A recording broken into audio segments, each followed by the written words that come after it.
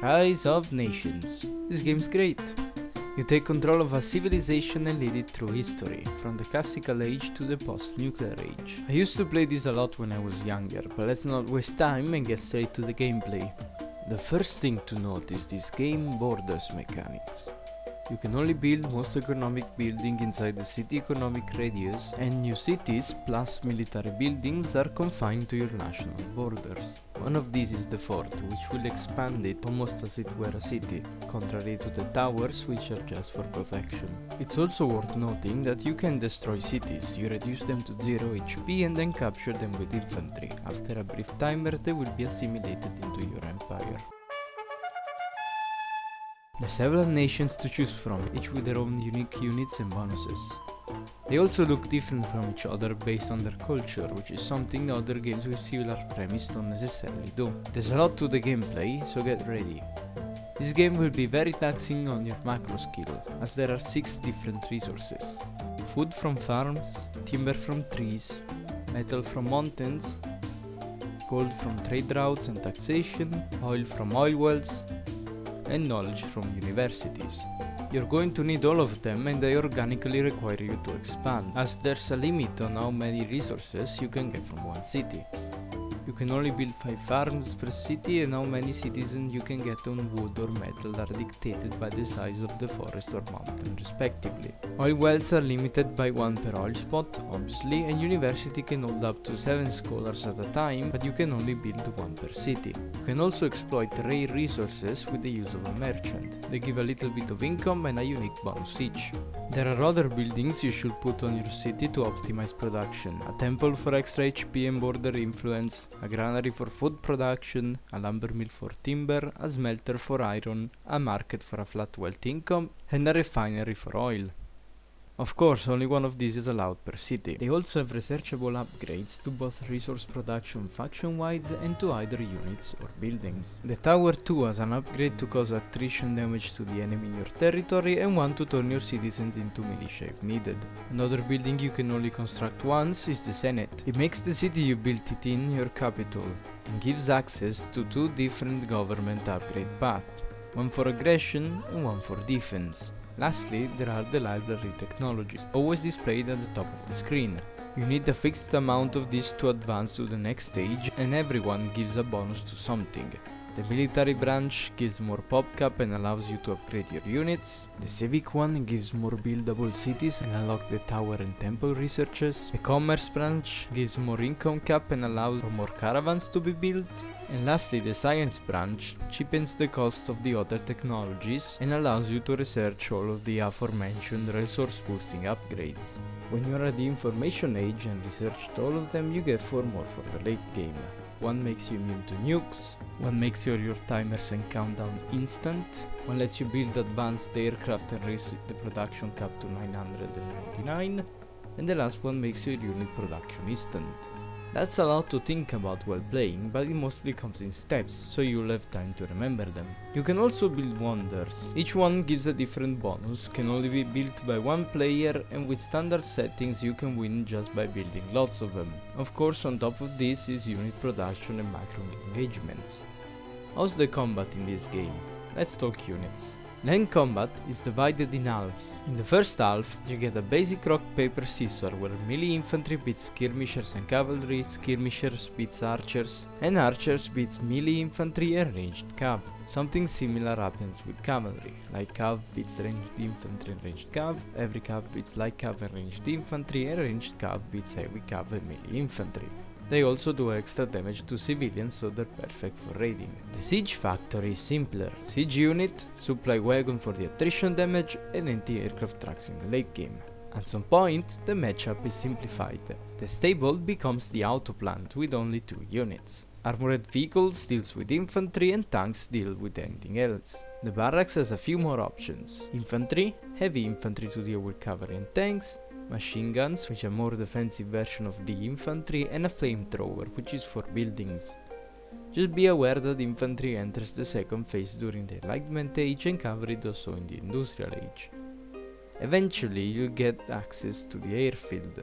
You can get fighter for air superiority and ground support, bomber which are most useful against buildings, and helicopters which are not bound to an airfield like the others and counters tanks and submarines. Speaking of, the dock. We got the heavy ship, which is for sea dominance, the fire ship to trade efficiently against them, the light ship to counter the fire ship, and the bombardment ships to raid the coast. Upgrading the fire ships to submarines, paired with the arrival of planes, give the light ship more use, as it now counters them. That was a lot, but we're not finished. We've missed the missile silo, the ex-Saltgate bound building that lets you build nukes.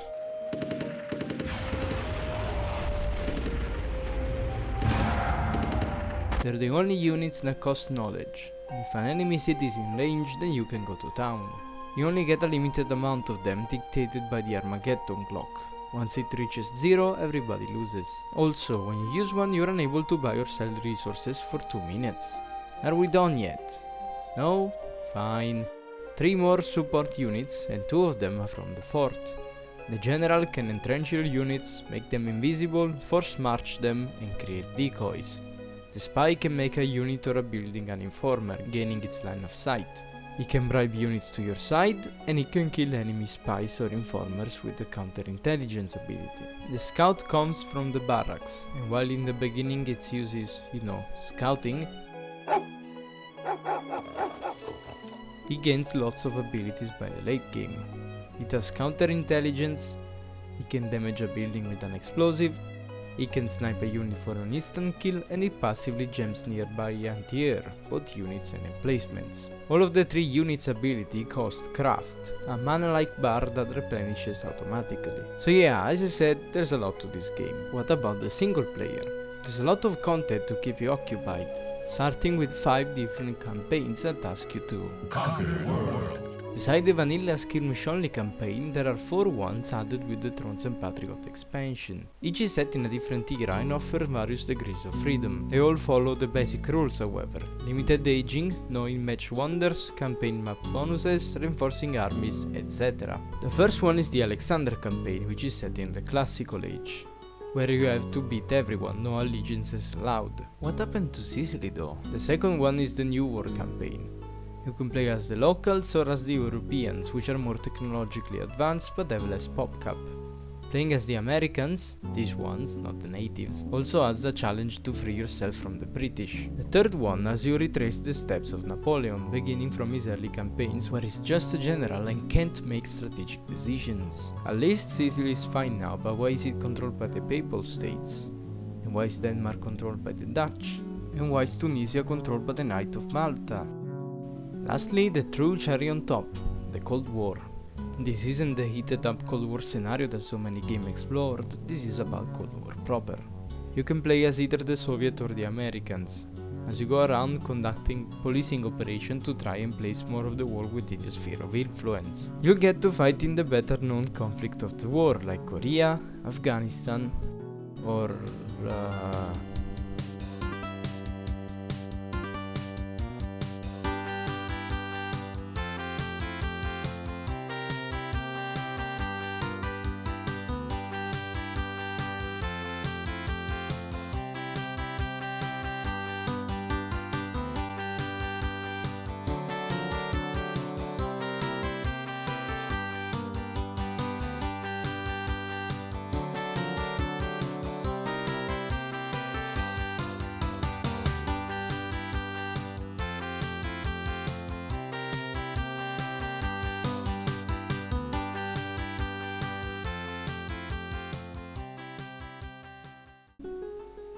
you can win this campaign without having to fight the Soviet ones just by having a better income, or you can go all out against them in a nuclear war.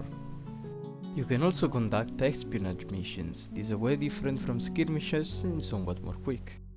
This campaign is in my opinion the better crafted one. It is extremely replayable and all scenarios are really unique, like the one where you have to fight super militia. It's no war game, sure, but it's still fun. Hidden away in the tool and extra menu, there's a multitude of skill tests as well. They test you on various subjects you should master to get competitive, from age up time to raiding to general mouse dexterity. The skirmishes also have lots of options to choose from interesting maps to custom rule sets and game modes. But wait, there's more.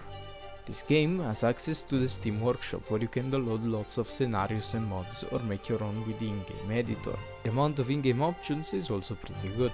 This game's flaws are very few. Some civilians units like merchants should be selectable with the idle villager buttons. Some unique units are bugged and don't have the correct stats. And I guess the sounds are a bit dated.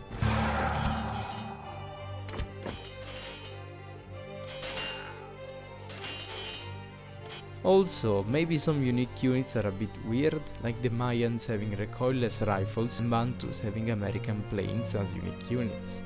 Considering the game had a bug for months that maxed your music volume after every song ended,